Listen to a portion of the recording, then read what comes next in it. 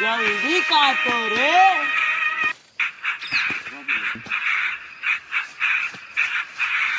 पुष्पा भाऊ पुलिस आ रही है।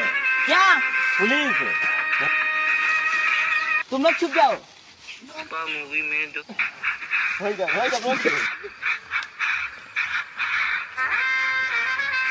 क्या रे चुस्पा? साहब, अरे वही पुष्पा, सुनने में आया कि तू चंदन की लकड़ी स्मगलिंग करता है। क्या साहब, मुझे भी सुनने में आया कि आसिम किसी के साथ भाग गई। पुष्पा क्या साहब, ऐसे कोई भी कुछ कहेगा तो आप मान लोगे? चुस्पा, तू अपना गुनाह कबूल कर ले, मैं तेरी सजा कम करवा दूंगा। चुस्पा पुष्पा राज, मैं झुकेगा नहीं साला।